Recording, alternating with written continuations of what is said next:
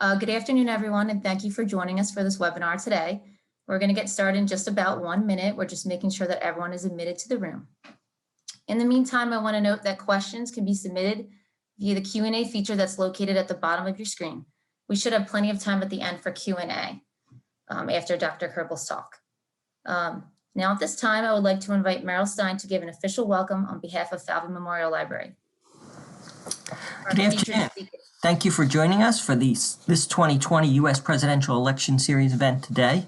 On behalf of Falvey Memorial Library, we'd like to thank our event co-sponsors, Center for Peace and Justice Education, the Department of Political Science, the Department of Communication, the Department of Public Administration, and Let's Vote Nova. We would also like to thank you all for joining us today as well. Election Day is November 3rd. For more information about the election, voting, and additional resources, please visit Let's Vote Nova's webpage and see Falvey's blog. Some links may appear on the screen or in the chat window. The event today is the second in the series of virtual events in honor of the upcoming 2020 United States presidential election. We are honored to welcome Dr. Matthew Kerbel, Professor, Department of Political Science, as our featured speaker today. Dr. Kerbel received his BA in English Literature at State University of New York at Binghamton and received his MA and PhD at the University of Michigan. He is the author or editor of 9 books and numerous articles and book chapters on political communication, campaigns and elections, and the presidency. Some of his published works include Next Generation Netroots, Realignment and the Rise of the Internet Left, Netroots, Online Progressives, and the Transformation of American Politics, Party On, Political Parties from Hamilton to Jefferson to Today's Networked Age, and American Government, Your Voice, Your Future. Dr. Kerbel has been a professor in Villanova's Department of Political Science since 1988 and was chair of the department from 2012 to 2019. He was recently Interim Associate Vice Provost for Teaching and Learning. This afternoon, Dr. Kerbel will give a talk on the state of the contest, Election Day, and what happens next. We'll talk about how, in the midst of a pandemic, with an incumbent casting doubt on the legitimacy of the vote, Americans are going to the polls to decide an election that could have more far-reaching consequences than any time before. Now, at this time, I'd like to invite Dr. Kerbel to give his talk.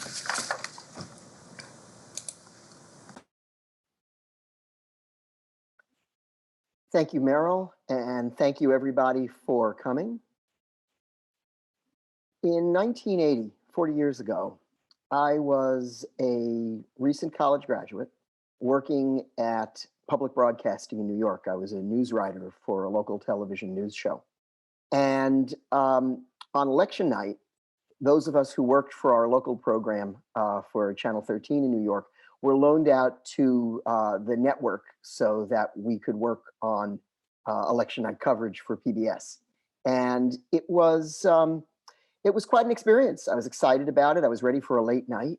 And I remember showing up at the studio at about 2 or 3 in the afternoon and running into a senior producer. And the producer said to me, "It's over. Reagan won." And I said, well, how can that possibly be? How could you even know that? People are still voting. He said, "I've known it since last Friday. It's in the polling." And I really couldn't fathom what he was saying. But as the night unfolded, it became clear that the polling was extremely accurate, that in fact, not only had Ronald Reagan defeated Jimmy Carter, but he defeated him by a margin that would have seemed just impossible a couple of months earlier, even a couple of weeks earlier. And along with Reagan's victory, Republicans took back the Senate and made inroads in the House of Representatives. So this was my first exposure to scientific polling. I had really never seen anything like it before. It was also, even though I didn't know it at the time, my first exposure to a wave election happening during a presidential election year. I raise these points because today I'm going to talk about 2 things. I'm going to talk about what we can learn from the polling about the 2020 race, and I'm going to talk about wave elections because while we don't know yet what's going to happen, there is a fair amount of evidence that suggests we may be heading into another presidential wave. So what is a wave election? A wave election is not just a lopsided election or even a landslide election. it's an election where national circumstances override local circumstances. It's an election where people vote because of what's happening nationwide in the country at large.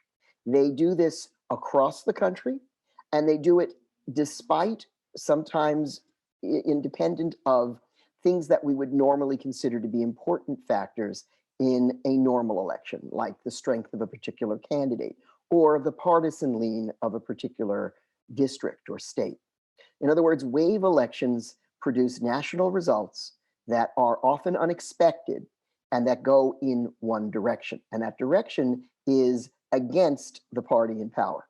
That's what we saw in 1980. Now, it's unusual to see a wave election in a presidential year.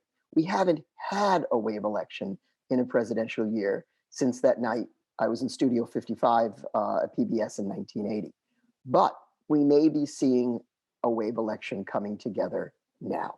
We have seen waves during midterm elections, but interestingly enough, in 2 of the last 3 midterm wave elections, the incumbent party 2 years later was reelected. So what's different this time? And why do I think we may be looking at a wave this time? Let's talk about that. Before we get into the specifics of a wave, I want to speak for a couple of minutes to the basic dynamic of this campaign. Because what's remarkable about this campaign is its stability. We have been through a chaotic time. We have been through crisis after crisis. And yet, the thing that's remarkable, that just jumps out of the data, is how stable this election has been. And on that score, how different it looks from 4 years ago. Let me share a little bit of data with you that comes from the website 538.com. This is a running tally of polling aggregates over the course of the last several months of the 2016 election. The blue line is Hillary Clinton's average. The red line is Donald Trump's average. And all of those dots are specific polls. So what this figure tries to do is give you a sense of the central tendency of the 2016 race by averaging together all of those red and blue dots. And what you see is several things. First of all, the direction of this race changed at a couple of points. If you go back to late July, over here, you can see that it was almost tied up. You see Clinton and Trump coming together late July, early August. Then things open up for Clinton a little bit, but they come back together. And by late September, we're very close to being tied up. Then they open up again for Clinton a little bit. And then right at election time, they are almost tied up. So what that says is this election was unstable, that people moved back and forth trying to figure out how they were going to vote. We also take a look at that 50% line. At no point did the polling average for either candidate exceed 50%. And in fact, at the very end, you see Hillary Clinton's number at 45.7 and Donald Trump's number at about 42. And I should actually say, we're going to look at 4 charts. This section of my talk is sponsored by the number 42, because we're going to see that number over and over again. We also see a yellow line at the bottom of the figure, 4.8%. That is Gary Johnson's share of the vote. There is no number here for Jill Stein, but if there was, she would register close to 2% of the vote.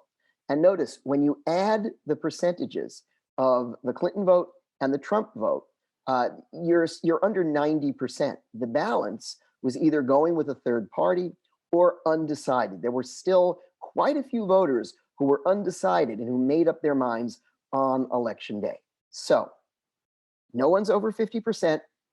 The race oscillated back and forth. You have a significant third party vote and a significant undecided vote. That's what was going on 4 years ago. This is what's going on now. This is the Biden-Trump matchup. It is stable. This has been from a polling standpoint, the most stable contest since public opinion polling began.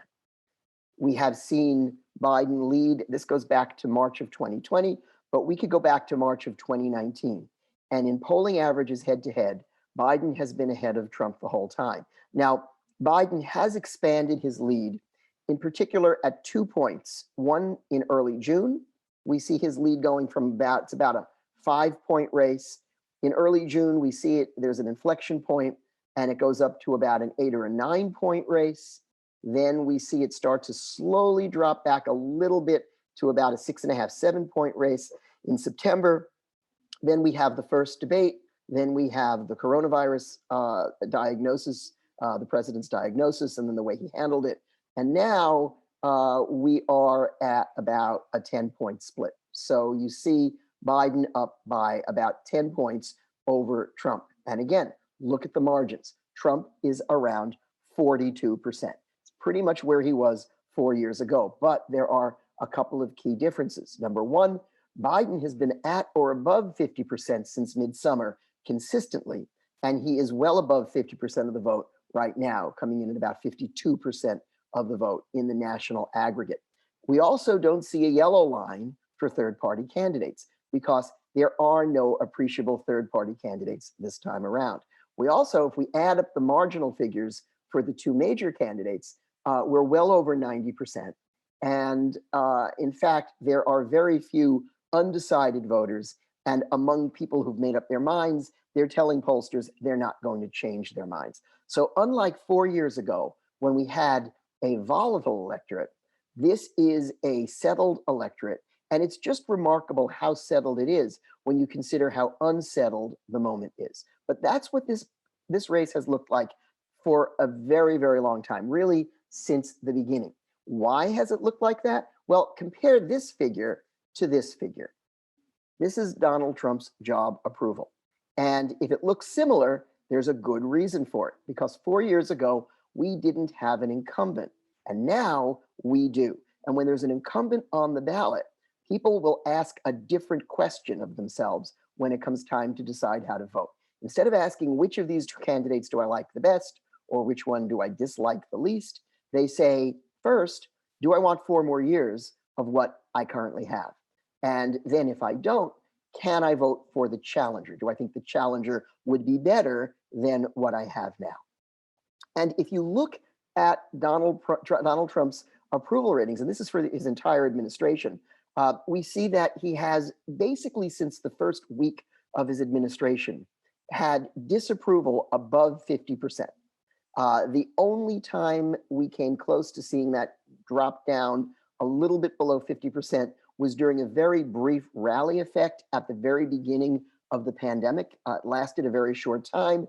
And then you see his disapproval moved back up to where it had been historically. Right now it sits at 53.8%, about 54%, where his approval number is again around 42. So it's not surprising that his job approval is at 42, his reelect number is at 42, and with a stable electorate without a significant third party presence, basically that 53.8, 54% is left to the opponent. So Joe Biden is currently underperforming that number by about a point or so, but it's very hard to get people to vote for you when they don't like you and when they don't approve of your performance. So this has been the structure of the contest really since the very beginning. And I want to show you one more figure. This is what we call the aggregate House ballot. We know that the House of Representatives is chosen in 435 individual contests, but we can ask people, do you think you're going to vote for the Democrat or the Republican in your district? And so we can aggregate those numbers, and it gives us a sense of which party has the advantage going into the election. Well, what do we see here? We see a figure that is as stable as the president's job approval. We see a figure that is as stable as the horse race numbers for the presidential race. And where is the Republican Party? 42%. So it's not surprising when we look at this, what I see is a nationalized contest. In other words, the race down ballot, the congressional races, the Senate races, and I think the local races that we're going to see in state after state have been nationalized, which is to say we don't expect to see a lot of people split their ticket. We expect to see people vote the party line. That's consistent with what we know about the political dynamics of the moment. We are living in a hyper-partisan moment where people basically retreat to their camps and vote accordingly. And Republicans are sitting at 42 consistently. Here in the generic ballot, Democrats are just a little bit under 50%, but they have a lead, and they've maintained a lead of 6, 7, 8 points throughout the year. So how is this a sign of a wave? Well, one clue is in the nationalization of the electorate. But I think there are more clues, and they go back to the way Donald Trump responded to the midterm elections in 2018, because 2018 was also a wave election. We've seen 3 midterm wave elections since Ronald Reagan was elected in a wave in 1980. We saw one after 2 years of the Clinton administration. That was in 1994. That was the Newt Gingrich revolution, where Republicans broke the Democratic stranglehold on the House of Representatives. For 40 years, Democrats had been the majority party. Gingrich and his fellow Republicans upended the Democratic majority in a wave election. Remember, waves lead to unexpected results. Nobody was predicting this before it happened. We saw a wave happen 2 years into President Obama's first term. That was the Tea Party revolution of 2010. Also upending Congress, handing the House and the Senate to Republicans. And then we saw a wave 2 years ago, 2 years into Donald Trump's term, where Democrats, on the strength of a generic ballot that looked a whole lot like it does right now, were able to pick up in excess of 40 seats. They were able to take over control of the House of Representatives, and they did it, as you see in a wave, by winning in districts where you would not expect them to win and where they had not won before. And those districts were primarily suburban districts across the country, because one of the big things we saw that changed between 2016 and 2018 was suburban voters, in particular women, in particular white educated women in the suburbs, abandoned the Republican Party in response to how they felt about Donald Trump's presidency. And that way, and that's how Democrats were able to win suburban districts in some of the most unlikely places, like Omaha, Nebraska, and Orange County, California, places where Democrats simply hadn't won before. In a wave election, you get unexpected results driven by national sentiment that causes a lot of these seats, many of these seats that are close before the election, to fall in the direction of the wave. So let's go back a little bit to the way Bill Clinton reacted when his party was unceremoniously kicked out of Congress in 1994. He looked at the results of the election and he said, the electorate is telling me something. I've got to make changes. In the first 2 years of the Clinton administration, it was all about reforming healthcare, healthcare for everyone. That effort collapsed. It didn't work. And then Republicans took back Congress.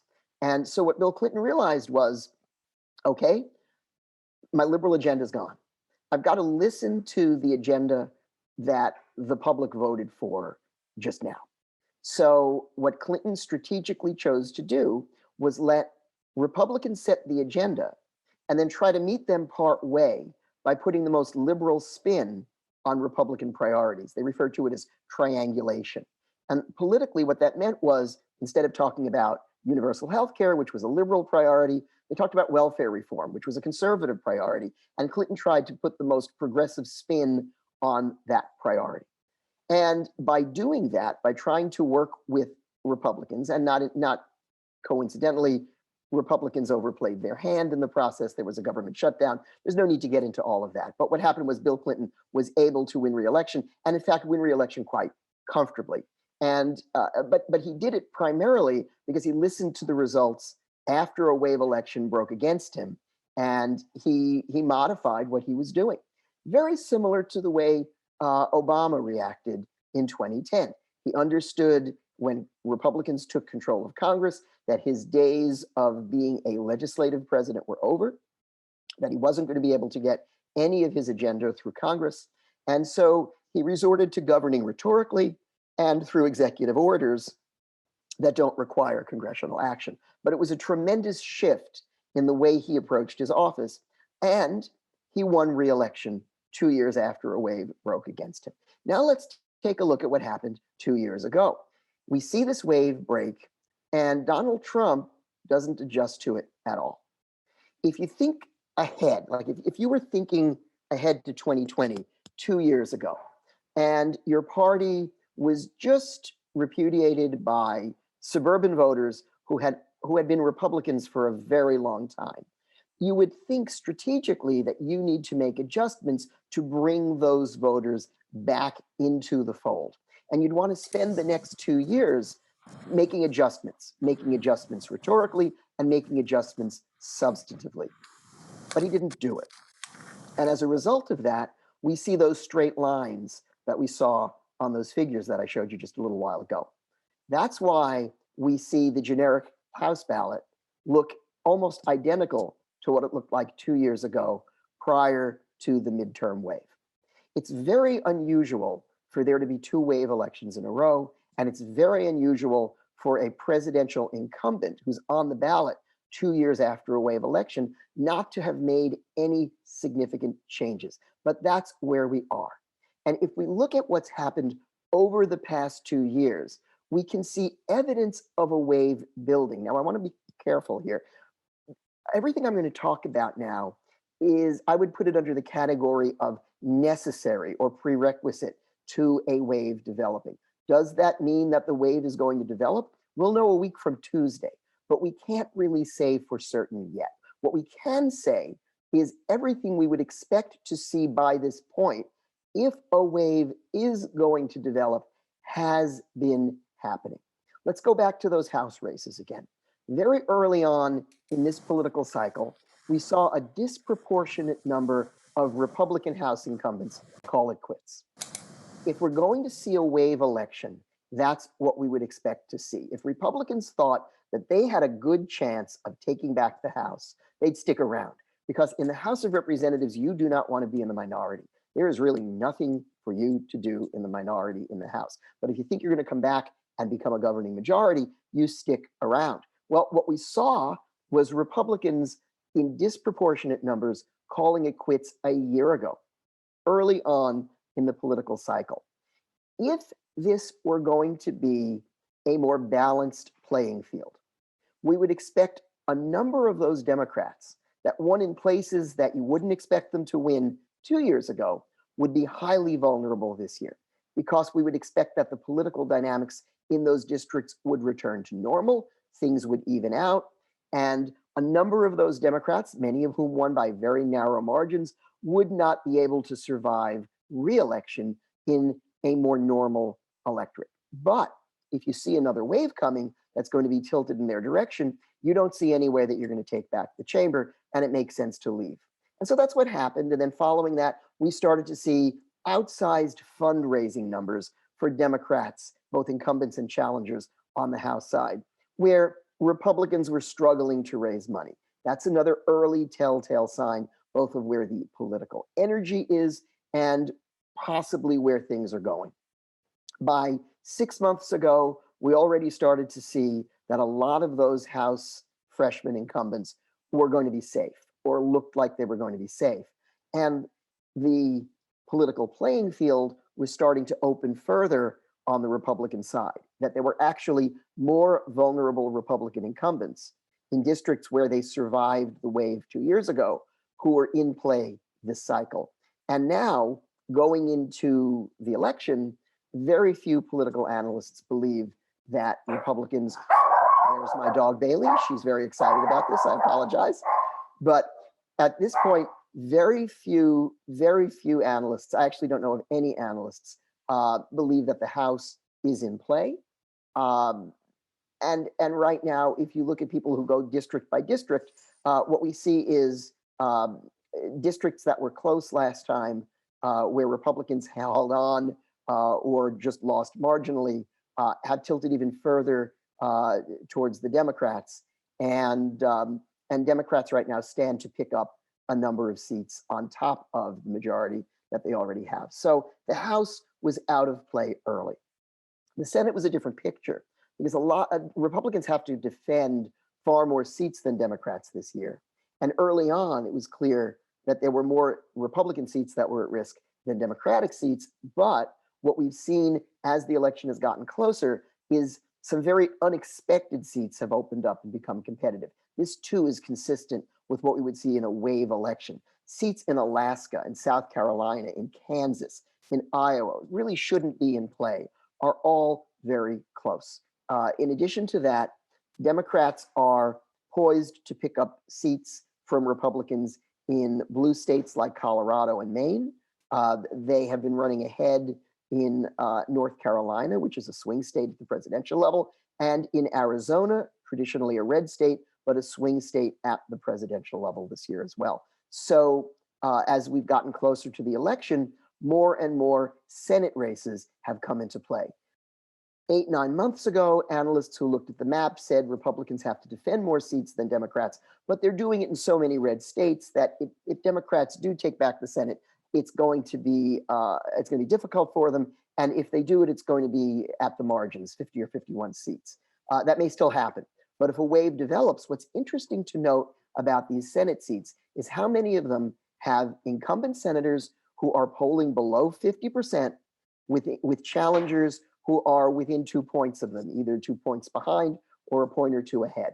Those are vulnerable senators because if you're an incumbent and you're below 50%, typically at the end of an election, at the end of the cycle, undecided voters will break against you because they already know who you are. They just haven't decided yet. But typically, undecided voters will break against incumbents. So if there is a wave, we would expect to see a number of these Senate seats all break in the same direction. And then depending on the height of the wave, that will determine if Democrats take back the Senate and if, in fact, they take back the Senate comfortably.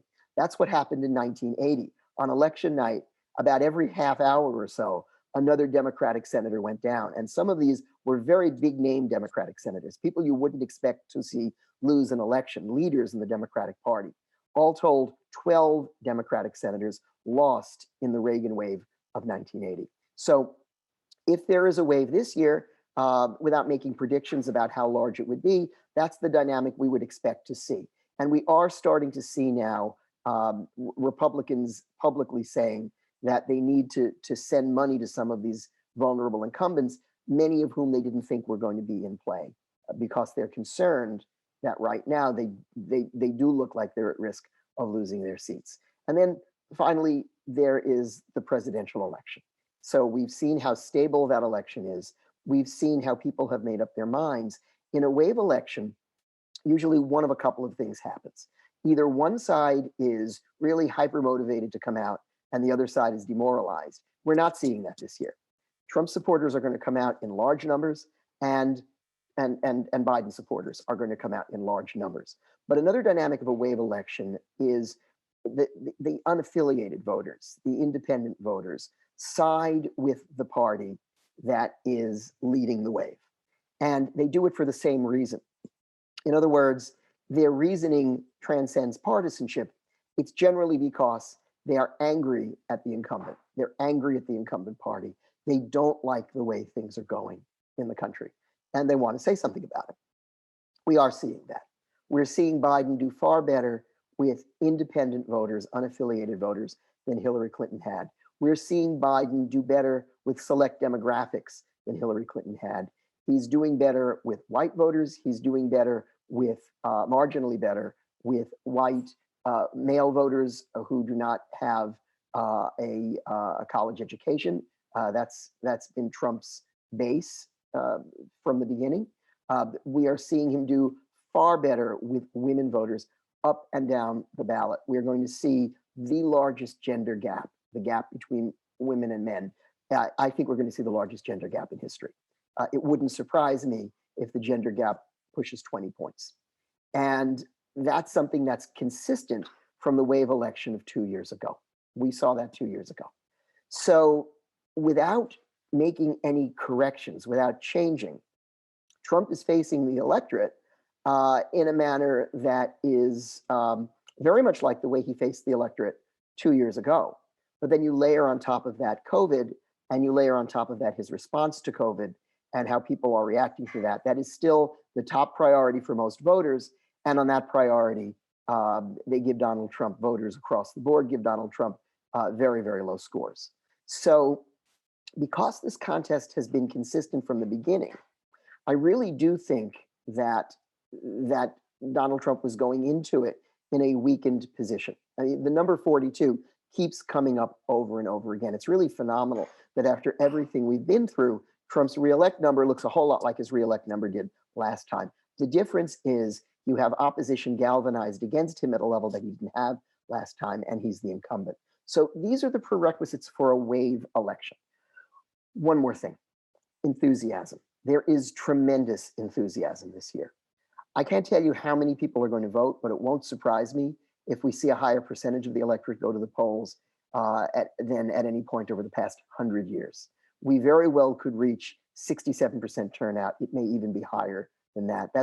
That may not sound like much if you don't pay attention to presidential elections, but it's really a huge number for an American presidential election.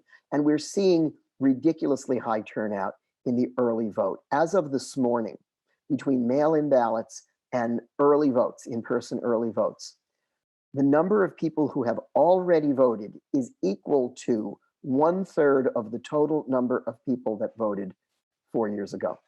In other words, the existing electorate, the people who have already voted, are equal in number to 1/3 of the people who voted overall, early and on election day 4 years ago. Those numbers climb every day. People are energized. People are energized on both sides of this question. But when you see unusual participation like that, you often end up with unusual results.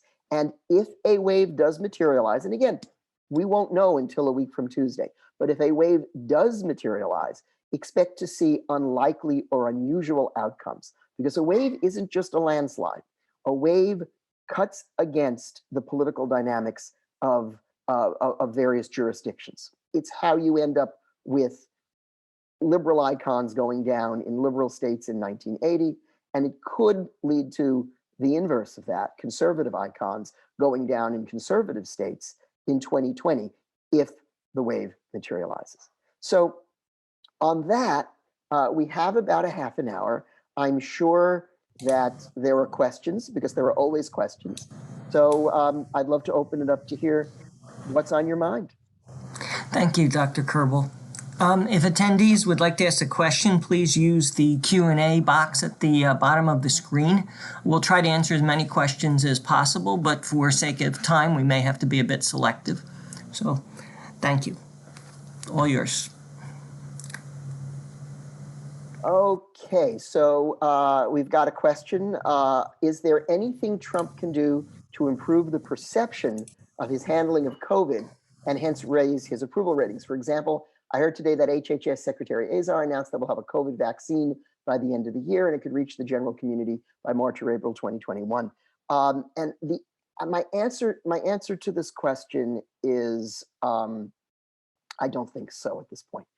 It's very late. There are so few undecided voters. There are so many voters who have just said they're locked in. They've made up their minds. It's hard to imagine, given how stable opinion has been in this race, that anything is really going to jolt enough voters one way or another. At this point, with Biden over 50%, both in national polling and in key swing states that he needs to be reelected, Donald Trump needs to take votes away from him. So he would need to do something in the next week and a half that's going to change minds. And at this late stage, that's a very difficult thing to do. So I would be very surprised if there's anything that the president can do right now that's going to change impressions that have been really a long time coming and that have developed over a long period of time. What should we be looking for in the early voting numbers to determine if a wave is underway? That's a really, really great question. And we may actually be able to have some sense of this by late next week, but you have to be very careful because now we're dealing with, almost trying to read tea leaves. What we do know is that if a good portion of the electorate has already voted, then their voting choices are going to start registering in opinion polls, right? We see opinion polls all the time. There'll be a lot more of them over the next few days, but they're going to start reporting subsections of their sample that report that they've already voted. Now, what's nice about that is you don't have to estimate the likelihood of those people voting. They've already voted. A lot of what we see in polling is based on estimates of who likely voters are. And likely voter estimates in a wave can be quite wrong because in a wave you get a lot of unlikely voters. So what we can see is at least who already voted. Now, it won't surprise me if we start to see 40 or 50% of samples that reflect voters who've already voted by the end of next week, because we already have a third of last cycle's electorate voted. That percentage is going to go up. So we'll be able to look at who they are. We'll be able to look at how they voted, what their partisanship is. Did they, how did unaffiliated voters vote? We'll be able to break it by age. But again, these are still, they may be a large share of a sample, but they're still a subsample. And without oversampling these voters, it's very difficult to draw conclusions. We also don't know what turnout's going to look like on election day. We expect the early vote to favor Joe Biden. And we do see that already in the data that I'm looking at. We do see it. But that's partly because of COVID, partly because of the way the president has told his voters don't trust mail-in votes. So we know that Republicans are disproportionately going to go to the polls on election day, and we expect the election day turnout to be very red. And then the question is, when you put these two halves together, what does it look like? So I would urge caution in reading too much from what we see in the early data. But here's what the campaigns are going to do. The campaigns will know who voted, and the campaigns will know who hasn't voted, and the campaigns will know how many of those people can be motivated to vote. And on the Democratic side, they're going to target those voters because they have everyone else banked already. Their votes are in the bank. And on the Republican side, they'll have fewer votes banked, but they're going to try to mobilize their voters on election day. And so they're going to know what their win number is in each state. In other words, based on how many votes they already each have in the bank, how many more votes do they need on election day in order to get over the top? And then each campaign is going to try to identify those voters that are left and get them out to vote. So I think we really do have to wait until election day to figure out what's going to happen. On the question of, I spoke in national terms, how do these dynamics play out in the battleground states? That is an excellent question as well. What I would say to that is there is a correlation between the way the states vote and the way the country votes, so that we can actually rank order the states and know that, for instance, if Biden wins Florida, he's almost certain to win Pennsylvania, Michigan, and Wisconsin, because we know, based on partisanship in each of those states, based on polling in each of those states, and it's been a very consistent election, how do these states, how do they rank? But we also know that there is a relationship between the national figures and the state figures. So with Biden at +10 nationally, what that means is the national environment is about 8 points more favorable to Democrats than it was 4 years ago when Clinton won with about a 2-point margin in the popular vote, right? So Clinton +2 as opposed to Biden +10. It's about an 8-point difference. Now, some states are more elastic than others in terms of how much they follow national opinion, but there is a relationship between the states and the national vote. And this is why states like Michigan, in the polling averages right now, Biden is up about 6, 7, 8 points, which is consistent with about a 10-point national lead, because that 10-point national lead also includes California, where Biden's going to win by 25 or 30 points. It also includes some very red states where Trump is going to win by quite a bit. So if we basically use the national polls as a barometer for what has to happen for Trump to become competitive in the states he needs to win, he needs to move the national numbers at least 5 points to the right in order to get this down to a 5-point race, to be within striking distance in some of these states, because I didn't go into the state by state battlegrounds, but basically right now, Trump isn't ahead or favored to win any states that he didn't win last time.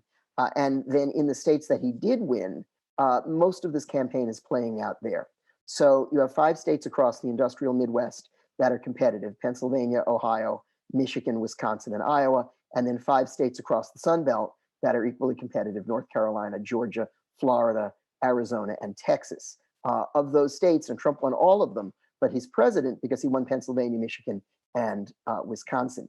He needs to win the other 7 states and then hold on to 2 of those 3.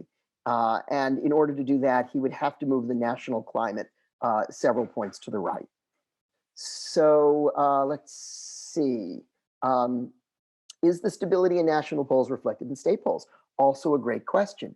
And it is largely yes. So by and large, we see, like for instance, Biden has maintained a consistent edge in Pennsylvania, in Michigan, in Wisconsin. A comfortable edge. Now, state polling, you have to be careful. Some state polling is just better than other state polling. So when you look at polling averages, sometimes they're including polls that are not quite as sound, and that can affect averages. So that can make the averages a little bit swingier than the national averages, but by and large, yes. So for instance, a state like North Carolina, Biden has been within margin of error in North Carolina for months. It's been a very close race, 2 points, 3 points, rarely more than that, but it's been consistent. So I haven't seen a poll with Trump up in North Carolina in a very long time. Florida, it's a very close state. It's going to be a very close state. Polling right now shows Biden about 3.5, 4 points ahead. He's been ahead pretty much the whole time, but again, within margin of error. It's not enough to make a prediction, but it's been consistent. There's been that slight lean. If it's a wave election, and I'm afraid we're going to have to wait for election night to find out, but if it's a wave election, those close states should all break in the same direction. So Biden should win most of, I mean, he may not win all of them, but he should win most, at least many of the close states. And if it's a very big wave, there'll be states that we wouldn't normally talk about where some of the campaign's internal polling shows things very close, like Kansas, where the presidential race is close, Montana, where it's within 5 points, Alaska, 5 or 6 points. I'm not saying that Biden's going to win those states, but he might pick off 1 or 2 in a wave that can happen. And we won't know that until election night. But the fact that Texas is tied in the polls, the fact that Georgia is tied, right now, those are the swing states in this election. And those states are closer than the states that everyone's been paying attention to all year: Pennsylvania, Michigan, and Wisconsin. So let's see. So what do I see as the effect of increased Republican registrations in multiple states? How significant might be the extent of Trump voters who lie in polls about their choice due to embarrassment or perceived peer pressure? Yes, the shy Trump voter. So these are the 2 things that are unknowns right now. One is called the shy Trump voter, that there is a hidden Trump vote, that they don't answer phones, they don't speak to pollsters, but they're out there and they're going to vote. And they're going to vote in large enough numbers to tip the election, and the polls just missed it. That's, I mean, there are a couple of ways to try to get at that problem.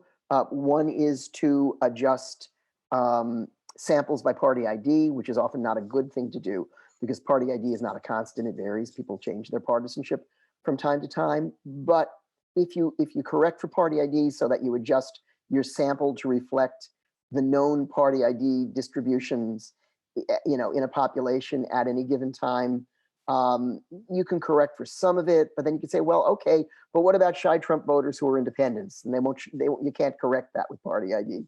Well, yeah, I mean, that could be, it's a possibility. Polling. Remember what polling does and doesn't do. It. I mean, it gives you a snapshot of a moment, and it does it within a margin of error. So polls can be off. The question is, are polls likely to be off so much that they would have to be off 5 points or more in Donald Trump's direction in order to put those states in play that he has to win in order to be reelected? So I think that the error factor that's still built into some of the models that we would see, like on that website I showed you, 538, The Economist has a really interesting model. They try to account for this. I would say it's a possibility, but it is a low probability because of just how much the polls would have to be off. Historically, the polling at this stage in the race is pretty good. Historically, it's pretty close to what we're going to see. And about registration figures, just very quickly, registration figures are not always a good measure of vote intention. You have a state like Kentucky that has a lot of registered Democrats, and Trump's going to do better in Kentucky than almost any other state in the union. So, sometimes registration reflects historical party ties. Sometimes Democrats decide to become Republicans because they've been voting Republican for a very long time. Sometimes Republicans decide to become independents because they can't support the current Republican Party. So I wouldn't look so much to registration figures. I'd look to turnout. I'd look to see who's getting out. It looks like right now both sides are getting out to vote. So let's see. I worry about what comes after the election. So do I. Given all the anger in the country, any thoughts on what will be happening in mid-November? That is a really important question. It's a question that I've written about, I'm concerned about, and the issue that I see here is a matter of legitimacy. There's a question of whether the country will accept the legitimacy of the outcome regardless of what it is. And I fear that a lot of people will not. And I fear that because if Trump loses, he has already primed his supporters to believe that it was rigged. That it was rigged against him. And if Trump wins, it's going to be a narrow victory. He will not win. I think we can say he's not going to win the popular vote. I mean, the polls aren't going to be wrong by 10 points, the national polls. So, if he wins, he's going to win the way he did last time. It's going to be a narrow win by threading the needle in the Electoral College. And we know that there has been interference in this election. We know that there's been voter disenfranchisement in this election. We know that it has been done intended to accrue to the benefit of the incumbent party. And I think that those who would be on the losing side of an election like that would not accept that as legitimate. In other words, they wouldn't accept a second Trump term as legitimate. And so the question then is what happens afterwards? And what does Donald Trump do? If he does lose, I know there's been a lot written about the speculation that he'll refuse to leave. I do want to caution everyone that that's not his choice, that if he does lose and it is certified, the electoral votes are certified in January the way the Constitution requires, then his term will end at noon on January 20th, and that will be that. But what happens between November and January is an open question, and it's something that I'm concerned about too. So I know I'm not answering your question because I don't know, but it is something I'm concerned about, and it's something I think we need to be very watchful about. Let's see. The polling data favors Biden strongly, but that does not always correlate to winning the election, as we saw in 2016. Biden could dominate in certain states, but lose swing states narrowly, resulting in a popular vote win, but an electoral vote loss. How key is it for both candidates to campaign in swing states in the final stretch? Obviously, very important to do it. I do want to push back a little bit on the premise of that question because the polling actually was quite accurate in 2016. And I hope by showing you some of the dynamics of public opinion in 2016, you could see that it actually was pretty good. I mean, it captured the swings in public opinion. It captured the level of undecided voters. It was within margin of error for the national vote. But the difference is the national vote was so close last time that at 2 points, it wasn't enough for Clinton to win an electoral college majority.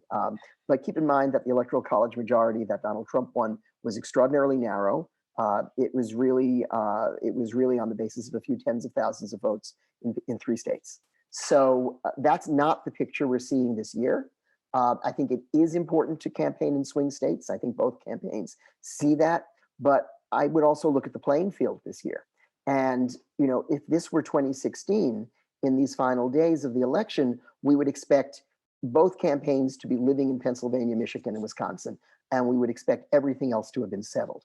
But instead, we see competitive races in Arizona, in Georgia, in North Carolina. Florida's not put away yet for either side.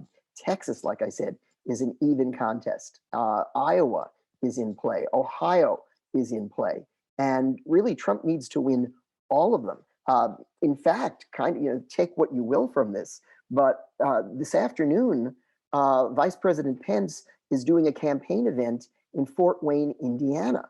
Now, why would you go in the final days of the campaign? Why would you send the vice president to Fort Wayne, Indiana, unless you were worried about shoring up your polls in Indiana? Indiana is not Ohio.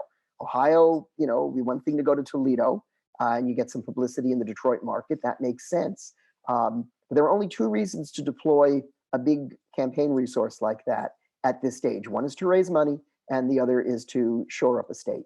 So I think when we look at the map, when we look at what at the playing field right now, the polling does strongly favor Biden nationally, but it's also leaning strongly in his direction in a lot of states that haven't been nailed down yet. So watch where they spend money in the last 10 days, both sides. Watch where they're campaigning, and that'll tell you a little bit about what their data is telling them. Let's see. Considering 56% of Americans believe they're better off than they were 4 years ago, why is Trump polling so low? Because they believe that the national picture is far worse. It is true that people will say, people will say that often they'll say their situation is better, but that the country is going in the wrong direction. And in fact, polls show that 3/4 of Americans feel the country is off track. That's tough for an incumbent because that's a change electorate. That's an electorate that wants to go in a different direction. And also COVID. COVID is the #1 issue for people, and the polling shows decisively people do not like the way the president has handled it. And so that's why it's so bad. And I think there's another part of this question. What are Matt, I'm sorry to break in here for a moment. I just wanted to mention that there's about 5 or more minutes left. So if you want to, you know, review the questions or anything like that. Okay, let me be less long-winded, I guess is the Okay. point. So I will try to answer quickly. Let's see. What are the prospects for a sizable blue shift? That is the Republicans do very well on election day. Democrats do very well in the balloting that is taking place now, but won't be counted until after election day. And how might the campaigns respond? I would just say very quickly, watch Florida. If Biden wins Florida, I think the election's over because Florida is going to report its votes on election night. And I don't think any other state will matter. If Biden loses Florida, watch North Carolina and Arizona. If he loses those, then we have to wait. And then I think things will be chaotic, to be honest, because there'll be all kinds of claims about what ballots should be counted and shouldn't be counted. And we'll be waiting on states like Pennsylvania, Michigan, and Wisconsin, which are the states where Biden, among the states in play, those are the states where he's doing the best. But there are also states that are not likely to report on election night. Does Amy McGrath have a chance against Mitch McConnell? Have you ever seen those, like surfing footage where you see those 50-foot waves and you see surfers managing to surf those waves? If we get something like that, then maybe, but it would have to be an enormous wave for Mitch McConnell to go down in Kentucky because there's very little ticket splitting. And Kentucky is a red state. Now, the polling suggests that Trump is not going to win it by the outsized numbers he won it by last time around, but everyone expects he's going to win it.